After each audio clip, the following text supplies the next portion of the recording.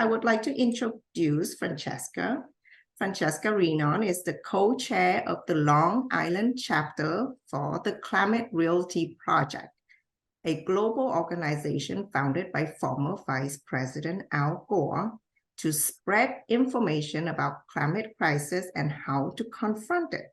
She serves on the steering committee of the New York State Coalition of Climate Realty Chapters and is a liaison to the Renewable Heat Now Coalition of New York State. Francesca also serves on the East Hampton Town's Board's Energy and Sustainability Advisory Committee. Francesca is the host of the radio show Sustainable Long Island, which was formerly Sustainable East End, airing monthly on WPKN 89.5 FM. So now I'm going to turn over to Francesca and I'm going to share her presentation.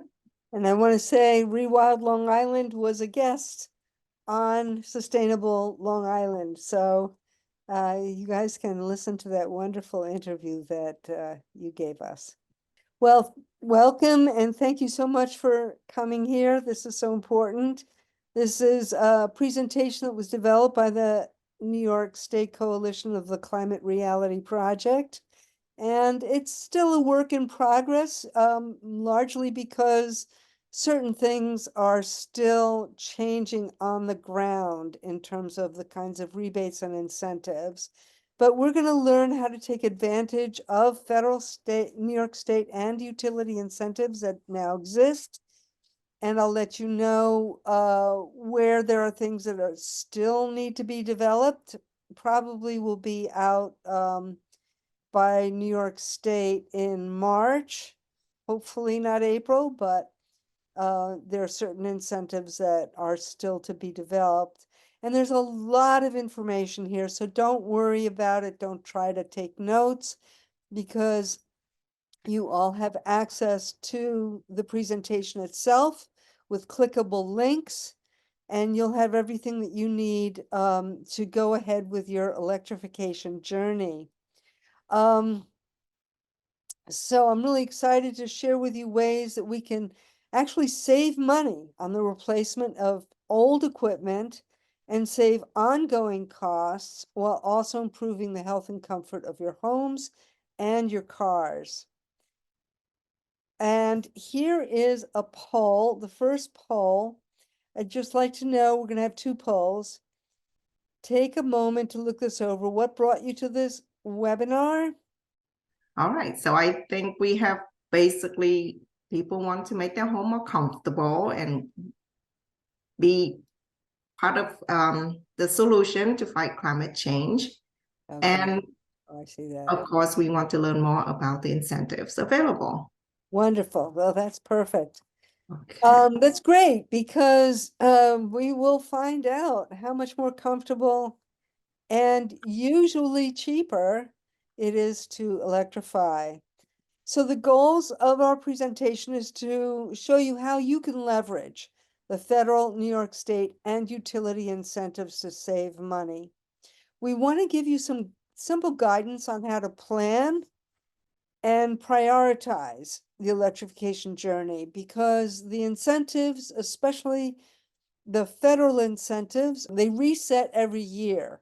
So this is something that you can really plan over a period of time. So let's say you've maxed out your incentives for year one and you've accomplished, some of your plan. Maybe you've insulated your home. Maybe you've upgraded your electrical panel for which you got incentives. Maybe you've put in some new windows and you've gotten maxed out those incentives. And next year you want to put in more new windows. You want to trade the windows you have for more energy efficient windows. Well, those incentives will reset. So you'll be able to take them again. So planning is a real key here. We talked about the Climate Reality Project at the end. I'll give you a link on how you can join if you're interested in joining our group. So next slide. I don't think I really have to convince most of you about this, but just a kind of reminder, why we need to act. I mean, we've been seeing already that everything is happening much more quickly than we expected it to happen in terms of going down the road of climate disruption. And we saw it this summer. There are issues having to do with our communities being threatened with sea level rise, health effects from pollution and heat, water and food insecurity, the whole list here. And I know I don't have to convince you, but it is something to think about. And we really have the technology right now to be able to end our fossil fuel addiction and to get onto clean energy that will save our future. Next slide. Let's take a look at a house. 11 ways to be more efficient and less wasteful. This can help you. This is kind of like a roadmap to becoming more efficient and less wasteful of energy in your home. And so we put kind of the easiest things first and maybe the more difficult things or the things that maybe should go last later. So for example, community solar. I don't know if people have heard of what this is, but there are many areas, and I'm not sure where you are on Long Island, but I know that like in New York City, for example, it's there, and upstate New York, and more there are community solar programs where even if you can't have solar on your own house because you don't have the right orientation, or you have too many trees, or you don't have the money to put up front, you can participate in a community solar program. And that means that your energy is actually coming from solar, it's clean energy, and you usually get between a 5 and 10% break on your electric bill as well. So community solar is an easy way to start. The second thing, weatherization, because anytime you're going to electrify, let's say your heating source by putting in air source heat pumps or ground source heat pumps, you want to put in the smallest, cheapest, not cheapest, but the cheapest because it's smallest system possible so that you can use less electricity. And in order to do that, you want to make sure you size a system for your home. There are people who put in heat pumps and did not, they went with companies that really didn't know what they were doing. And the companies put in heat pumps that were much larger than their homes needed. And people were shocked by the electricity use. So bigger is not better. What you want is the appropriately sized system. And in order to make one that is appropriately sized in the best way, you want to weatherize your home first. And there are incentives to help you weatherize your home. The electrical panel and wiring. I came up against this just recently, and just today I found that there may be a solution for me. But if you have, like I do, I've got an EV, an electric vehicle, which I charge at home. I have a hybrid water heater, a hybrid electric heat pump water heater. I have an electric stove. I have a fair amount of electricity, and I have a 100-amp panel. And I have a heat pump for half of my house, and I wanted to put in a heat pump for the other half. And the companies the contractors I contacted said, you're going to have to upgrade your panel to 200 amps. For me, I live in the middle of the woods. It would cost $8,000 just to upgrade that panel. But today I found out because I was doing research for this, and I found out that I can actually put in a sub panel in my existing panel that will switch things on and off. So if I want to charge my EV, it'll switch off my EV while if I want to charge off my EV, it'll switch off my heat pump for the time, let's say I do that, or it may switch off my water heater, which already has, heated up the water, and it'll go to power my EV, and then it'll switch off my EV so I can go back to those things. So there are ways around the electrical panel and wiring a situation, but you want to make sure you have the right amount for your plan, your transition plan. Space heating is going to be a major way for you to really upgrade the comfort and affordability and clean power of your home. I mentioned water heaters, heat pump water heaters. There are also heat pump dryers, which actually just plug into a 120-volt regular old outlet. You don't even have to, like your regular gas dryer, plug into a 240 outlet. And then if you're interested in transitioning from, let's say you may have a gas stove, you want to go to the far superior induction stoves. There are incentives for going from a gas stove to induction stoves. So that would be the cooking thing. And there's even some new induction stoves that contain batteries in them. So when your power goes out, your stove can power your refrigerator during an outage. It's pretty exciting. Then you might want to look at when your car is ready to go in for a new car, you want to get an EV. There are incentives for electric vehicles, including used ones. If you get an EV, you're probably going to want to put in an EV charging station, a level 2 charging station. There are incentives for doing that. And then finally, residential solar. And this is so key because with residential solar, first of all, you want to make sure you sizing your solar installation for the amount of electricity you use. So I did it the kind of bass-backwards way. I put in residential solar first. And so I have a small system, which is maybe not totally big enough for all my plans for electrifying my home.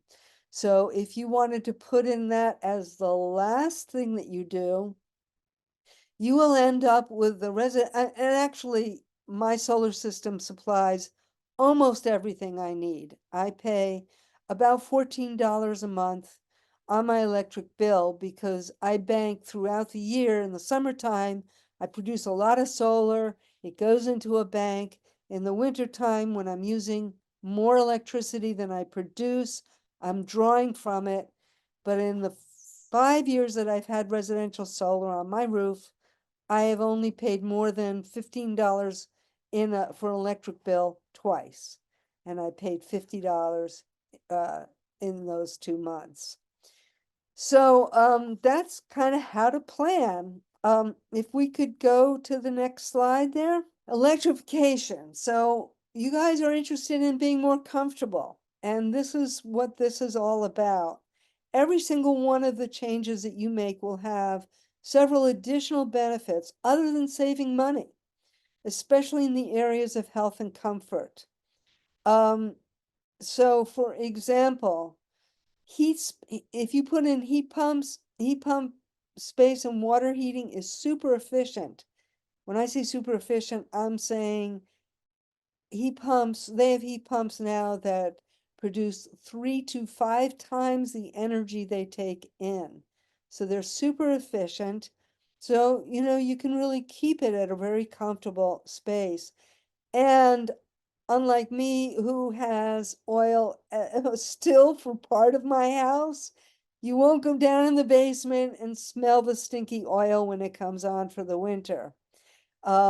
Gas also, emissions from gas furnaces are highly dangerous to your health.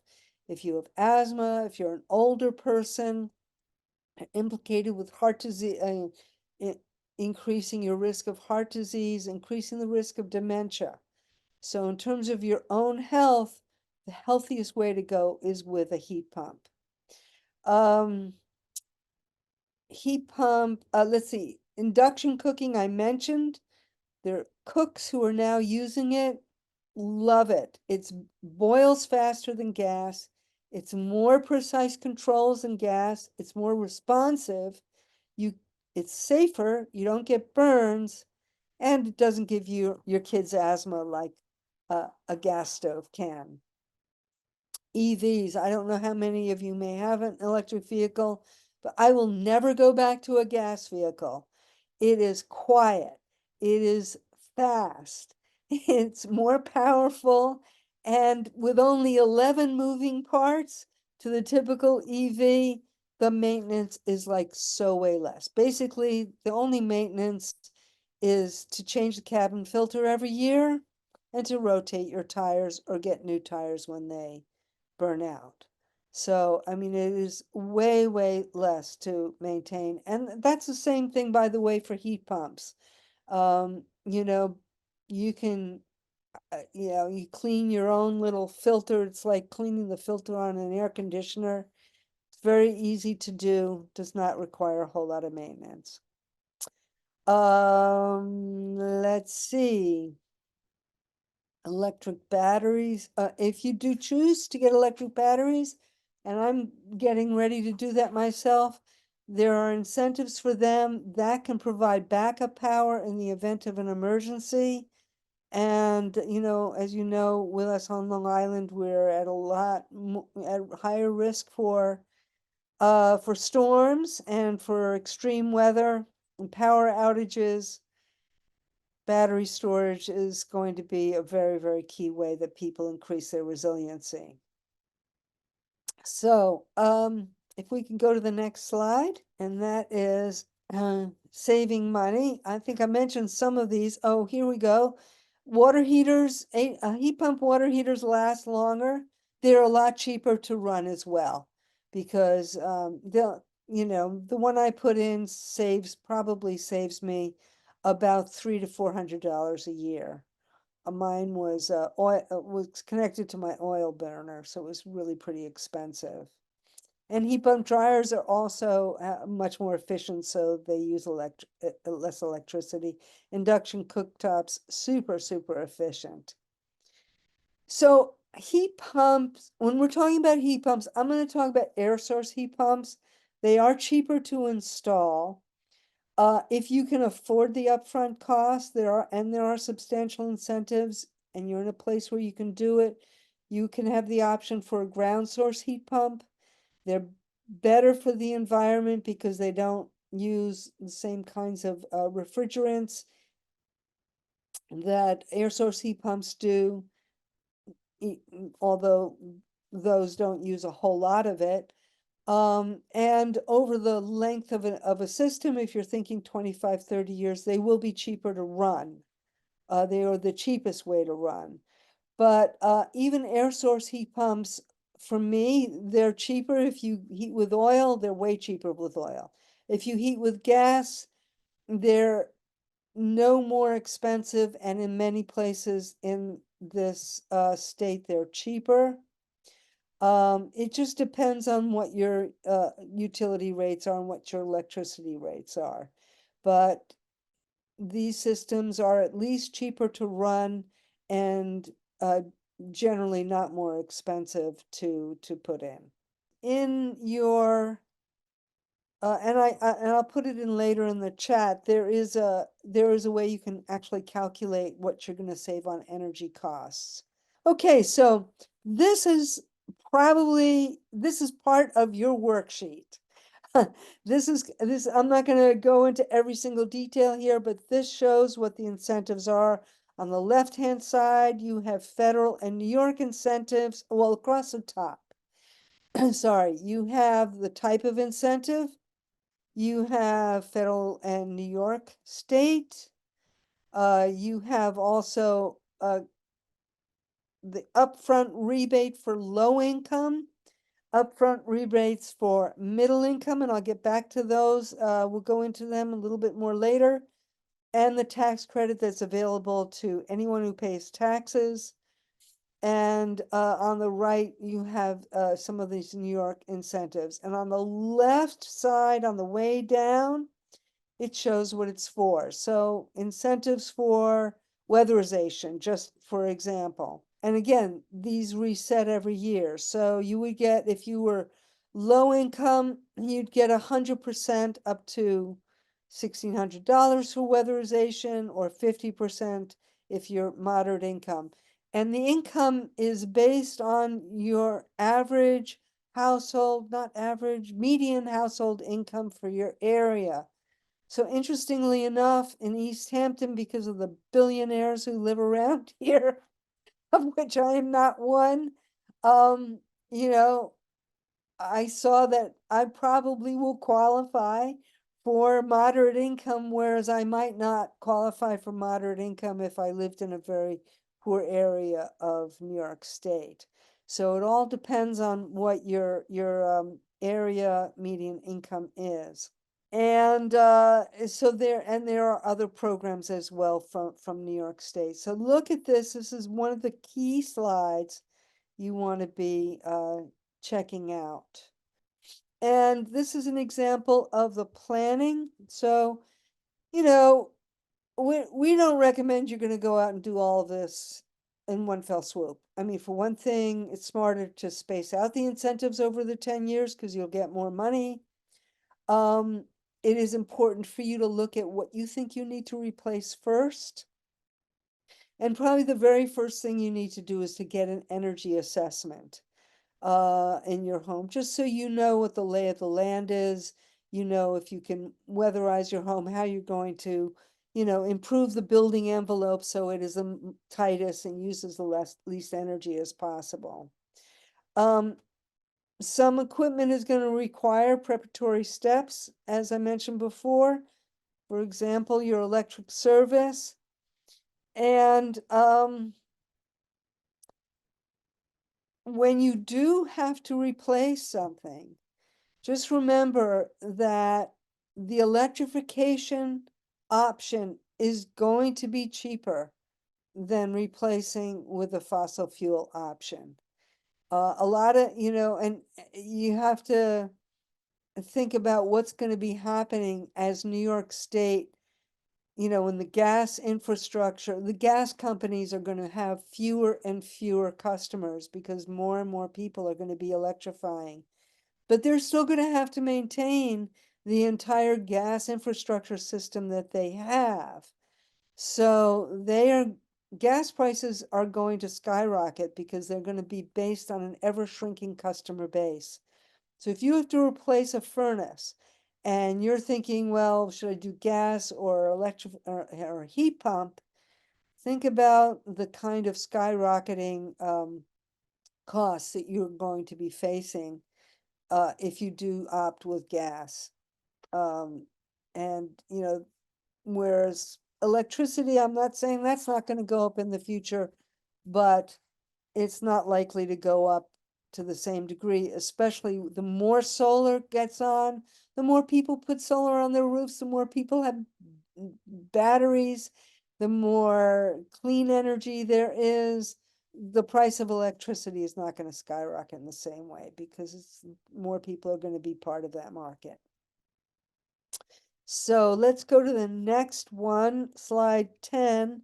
Here's another super important worksheet for you. I would suggest printing it out. The 11 steps to electrify that we went over before, from community solar to battery storage, are across the top of the page. And the considerations that you want to, the planning factors that go into your decision are on the left-hand side. And all of this will make more sense after the presentation. Just don't worry about the details at this point. And by the way, if you have questions, please do put them in the chat, and I hope we'll have some time left over so I can answer them. And if we don't have enough time, I will share my email, and please feel free to contact me directly. So slide 11, let's start talking about the actual incentives here. The federal tax credits are in effect from this tax year, so they go back to 2022 through 2032. There are annual limits on credits, but the credits reset every year. So you can split your projects, as I mentioned before. There are no limits on the federal income tax credits. So even though there are, so when I say that, typically there are, you know, if it's a federal tax credit, you don't fit into the lower moderate income, you're not getting any rebates, but you're able to take a tax credit. Typically, it's 30% up to a certain number, but each year you can do that again, and there's no cap on that. And on some things, it's just 30%. So you do have to talk to a tax advisor before making decisions, because the rules are pretty complex, but there are huge advantages to them. So a little bit of the kind of kink in things, or the way things have been slowed down, is the federal rebates. Now, these are upfront rebates. It means if you're low or moderate income, let's say you're low income based on the median income in your area, you can get 100% of the cost up to a fairly generous amount. Let's say to put in heat pumps, it could cover really 100% of the cost of the heat pump. That should come off right off the top. Those rebates are going to be available to the contractors who are supposed to take the price off of what they give you. Because the whole idea of this is that low and moderate income people don't have enough savings in order to do the upfront costs. And that's why these rebates are going to be done this way. However, each state has to figure out how they're going to do it themselves. And NYSERDA, which is the New York State authority that is administering these, is still developing how they're doing it. They expect to roll them out by the end of March, or even the beginning of March, by March or latest beginning of April. And I hope that'll happen, because they were supposed to happen by now. It's taking a little bit longer. So, but another thing that's really important to remember is that the funds for the rebates, unlike for the tax incentives, the funds for the rebates are limited to $11 billion, and that package is supposed to cover rebates for the entire country. So they could be used up really quickly if they're not replenished. If we get, like, you know, a government that doesn't care about the climate crisis, then they will probably not be replenished. So if you are eligible for rebates, I would recommend moving quickly. Okay, let's go to the next slide. Electrical service, I talked a little bit about this. You know, it's very important to reduce the demand on your electricity supply. There are some tips here. You might want to do a panel upgrade in advance if you can. A water heater is something you may want to put in first, because you don't want to be without hot showers while you can plan a new stove or an EV or a clothes dryer. But as I say, there are really some ways to get around some of the tips here. The sub panel that's at the bottom, that may be a solution. That's the thing I looked into today, and I realized I can do that without spending an extra $8,000 to put in another 100 amps in my service. So if we can go to slide 12, here's an example of some of the incentives. So low income is less than 80% of area median income. Middle income is 80 to 150% of AMI. And like in East Hampton, that's $126,000. I mean, to me, that's somebody who's rich who can make that amount. But that's still middle income in East Hampton, New York. So check where you live. And here you can see for electrical panel upgrade, you'll get $2,000, which if you're middle income, $4,000 if you're low income. And when, you know, if you don't have to dig a long line, mine was $8,000 because I'm a long way from the main line, and it would be mostly the digging costs. Otherwise, it would have been $2,000 to upgrade my panel, and that would cover it 100%. Well, so it's 50% actually for middle income. But if you were low income, it would cover the full amount. There's rewiring, basic weatherization. So you can see what the rebates is going to be like. The tax credit, it's 30% up to certain caps. So it's capped at 3,200 a year, or 2,000 for heat pumps, 1,200 for other items you can see here. But again, each year they reset, so you can claim them through the year.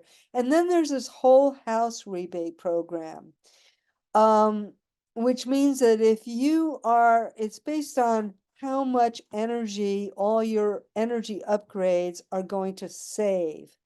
And so depending on the percentage, if you're going to like weatherize and you're going to you know, put in the air source heat pump and other energy sipping technology, electrification technology, well, if it's a certain amount, you can get a rebate for $8,000 if you're on Long Island, if you're going to be doing everything.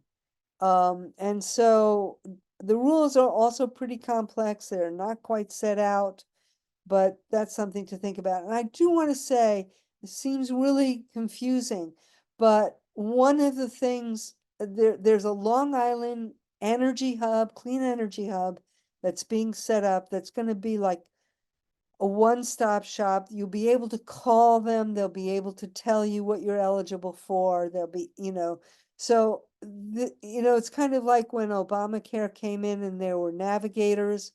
That's part of what I hope will actually come in, so you can go one place and say, what are all the things that I can do?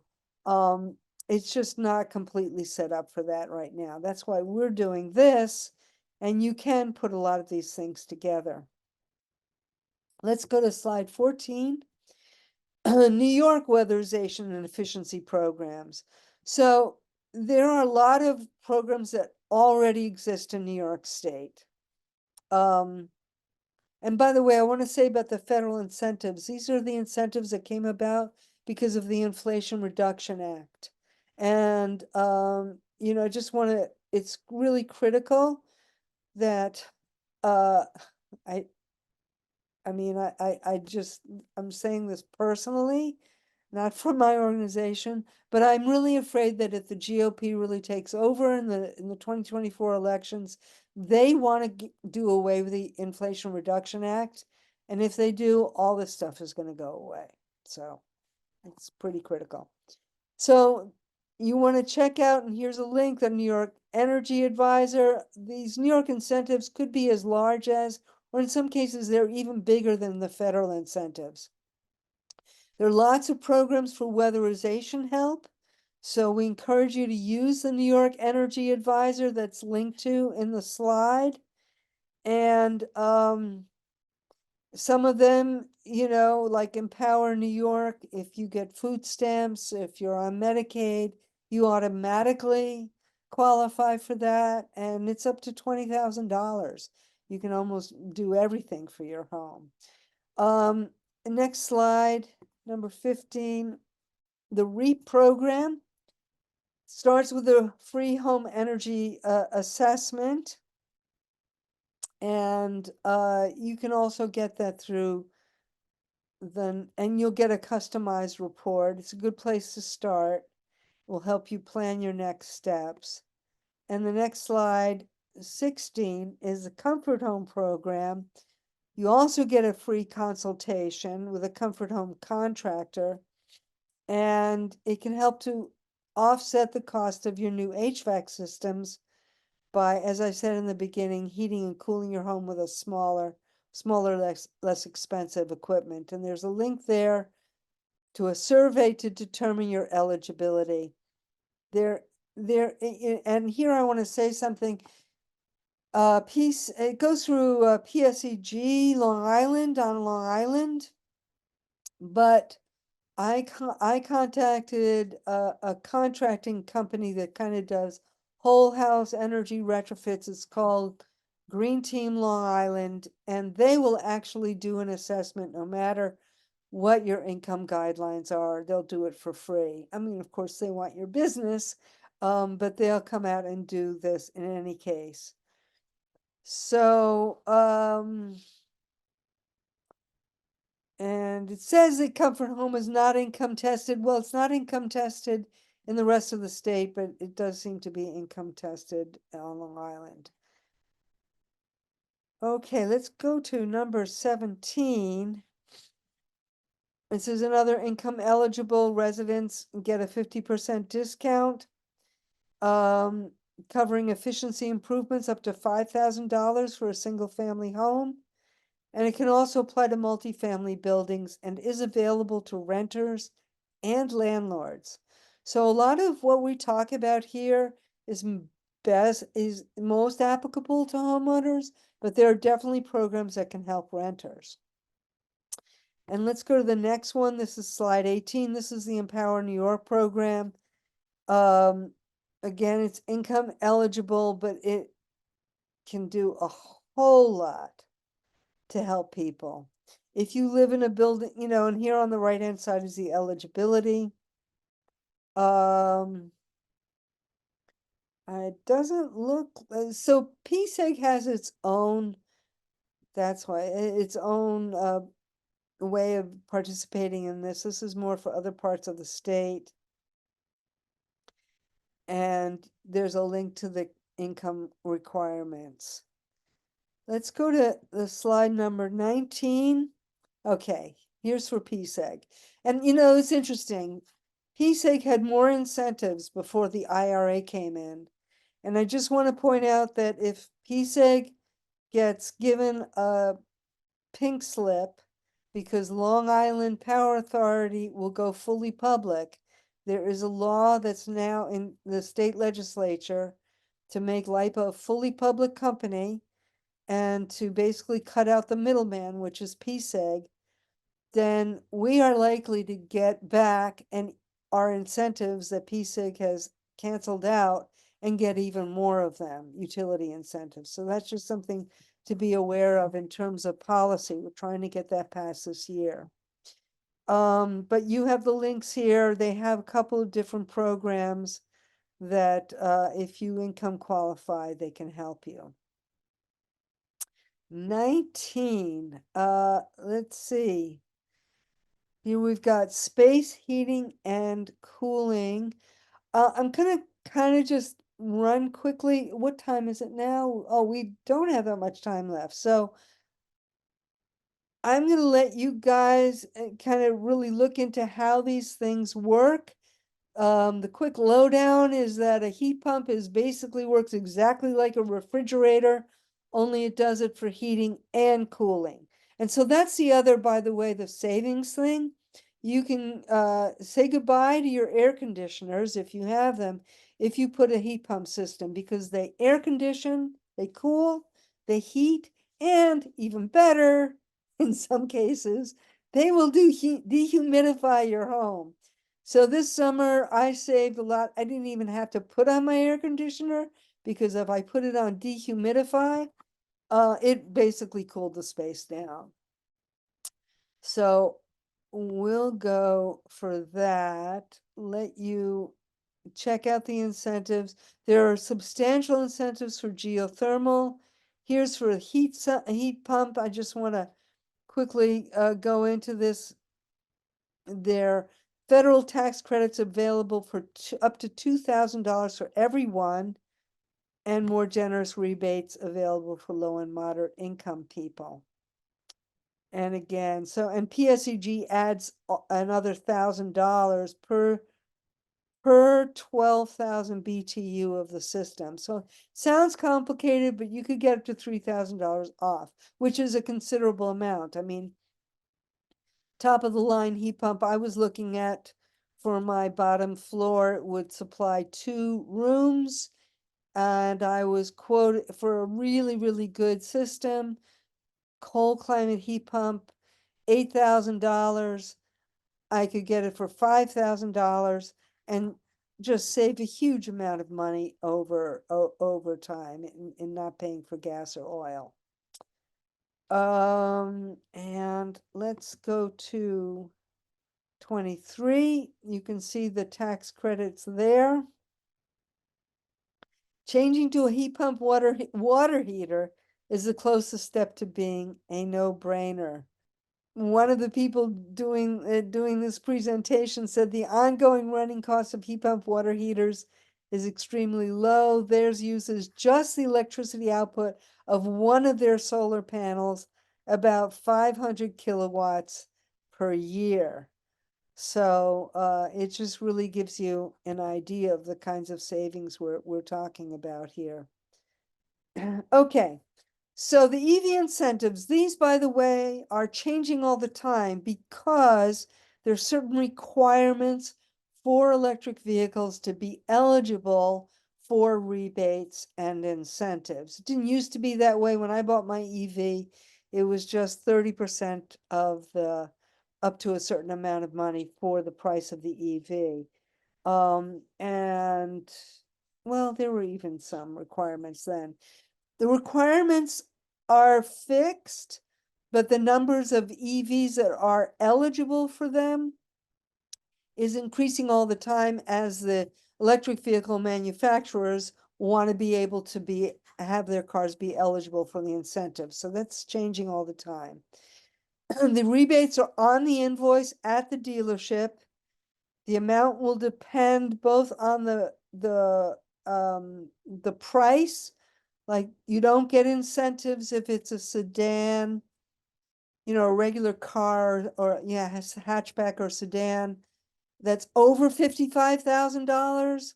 And if it's a truck or EV, I believe it's $70,000. But like, my next EV is going to be the Chevy Bolt. It's the cheapest, but it's also really good on fast charging. It has a range of over 300 miles, has excellent reliability level, and as far as I'm concerned, why would you get anything more expensive? And it does qualify. So you could pay as little as $18,000 before, the taxes and tags and all that kind of stuff for that, which really makes it highly competitive with any gas engine car. And plus, charging, if you have your own home charger, you can charge your EV at night. You can get charge it during the preferential time of use rates when it's much cheaper. Although if you have solar panels on the roof, it actually ends up, for me, I can charge my vehicle at any time because they don't really apply time of use charging for me, I guess, because I'm sending electricity to the grid all the time. So I'm not sure how that works, but it works for me. And you'll get 10% off an Easy Pass. So it's pretty great, those incentives. And let's go to the next slide as well. EVs 30. Oh, okay, residential solar. I did want to talk about that. So the federal tax credit of 30% is uncapped. So 30% of your total cost. And by the way, that includes what you need to do. I'm pretty sure you have to check, did for me, you have to check with a tax advisor. It included my new roof I had to put on, so I got a 30% discount on that. I had to put it on anyway. My roof needed to be redone, whatever I did. I had to trim my trees so that I could get solar, but I didn't have to cut them down. 30% of that, the cost of that I was able to take off.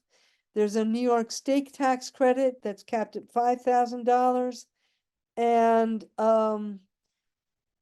the NYSERDA New York Sun, which I have to say I'm not so sure what that is on invoice. I think what that means is that in some places you can put solar. I don't think with PSEG you can, but this is something we may be able to get in if LIPA is fully public power, so that you can actually pay off your system on your electric bill, so that, you know, it may cost you as much or somewhat less, not as much less, but you'll be paying off as you go, and you'll still be owning your system. So there's a link here to this Energy Sage. They say average payback of residential solar is under 9 years. I've heard 7 years around here, actually, because we have such high electric rates. So it's about 7 years on Long Island. And then these systems go for at least 25 years. They're warranted for 25 years, but so far, from what I understand, they expect them to last longer.